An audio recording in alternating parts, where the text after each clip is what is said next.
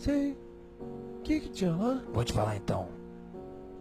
Sabe bacon, aquele temperado, tipo douradinho? O douradinho, é. Esse aí. É? Eu peguei e pensei, eu sei quem ia adorar isso. Eu. Então eu comi. Tá brincando? Não. Não tô brincando. Eu também percebi que tinha um bife lá. Uma carne suculenta. E eu comi também. Então voltei pra geladeira, alguns minutos atrás, e fiz um negócio muito especial.